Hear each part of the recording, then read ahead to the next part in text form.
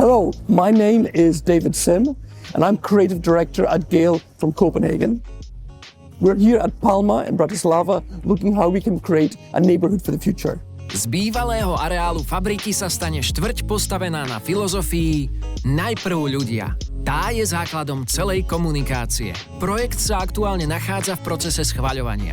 Ale ľudia, tí nás zaujímajú už teraz. Pretože kým my v Palme ešte len zapúšťame korene, naši susedia tu bývajú už dávno.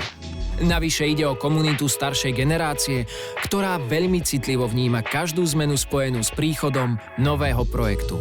A keďže najlepší sused je spokojný sused, nenechali sme nič na náhodu a rozhodli sme sa spriateliť. Namiesto koláča sme im doniesli magazín. Taký, vďaka ktorému nás lepšie spoznali. Rozšírili si obzory, prostredníctvom ktorého sme sa spýtali na ich názor, očakávania, aj potreby a zodpovedali ich otázky. No hlavne, atmosféru Palmy sme preniesli k ním domov. A oplatilo sa.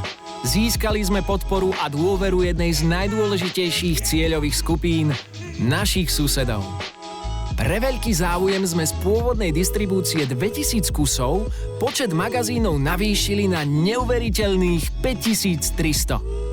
A v prieskume medzi obyvateľmi Nového Mesta sa za revitalizáciu Palmy vyjadrilo až 97,8%.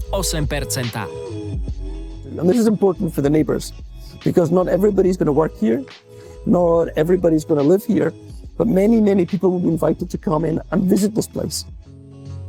Palma. Najprv susedia, najprv ľudia.